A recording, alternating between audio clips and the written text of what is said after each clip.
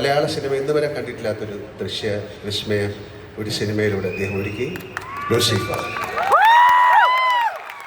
അതിനെ എനിക്ക് അഭിനയിക്കാൻ സാധിച്ചു.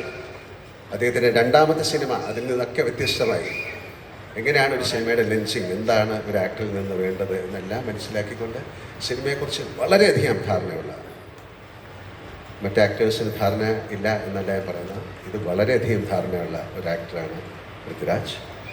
അദ്ദേഹം ചെയ്ത ഏറ്റവും മനോഹരമായ ഒരു സിനിമയായിരുന്നു ലൂസിഫർ. അത് ഏറ്റവും എല്ലാ ഭാഷകളിലും അക്സെപ്റ്റ് ചെയ്തൊരു സിനിമയാണ്. അത് കഴിഞ്ഞ് അതിൽ നിന്ന് വിഭിന്നമായി അദ്ദേഹം വേറൊരു സിനിമ ചെയ്തു, ബ്രോ ഡാഡി. അതിലും ഞാൻ അദ്ദേഹത്തിൻ്റെ അച്ഛനും അദ്ദേഹത്തിൻ്റെ മകനുമായിട്ട് ചെയ്തു. 3 ദിവസങ്ങൾക്ക് മുമ്പ് ഞങ്ങൾ ഒരു സിനിമ ഷൂട്ട് ചെയ്തിട്ട് വരികയാണ്, എമ്പുരാൻ. ഞങ്ങൾ 2 പേരും USA നിന്ന് മടങ്ങി വന്നത് ലൂസിഫറിൻ്റെ 2ാം ഭാഗം എന്ന് പറയപ്പെടാൻ സാധ്യതയുള്ള എമ്പുരാൻ എന്ന സിനിമയുടെ ഷൂട്ടിങ്ങിലായിരുന്നു. തീർച്ചയായിട്ടും ഈ ഫംഗ്ഷന് വരണം എന്നുള്ളൊരു ആഗ്രഹം എനിക്കുണ്ടായിരുന്നു. ബ്ലെസ്സി വിളിച്ചപ്പോൾ ഞാൻ പറഞ്ഞു, ബ്ലെസ്സി ഞാൻ US-ലാണ്, പക്ഷേ ഞാൻ എങ്ങനെയെങ്കിലും വരാം.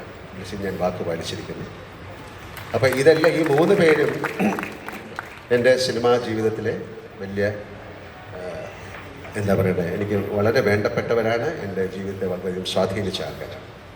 ഇത് പറയാൻ കാര്യം, ഈ 3 പേരും അവരവരുടെ ജോലിയിൽ വളരെയധികം ശ്രദ്ധ കേന്ദ്രീകരിക്കുന്ന ആൾക്കാരാണ്, പെർഫെക്ഷൻ നോക്കുന്ന ആൾക്കാരാണ്. ആ പെർഫെക്ഷൻ ഈ സിനിമയിലുണ്ട് എന്ന് ഞാൻ വിശ്വസിക്കുന്നു.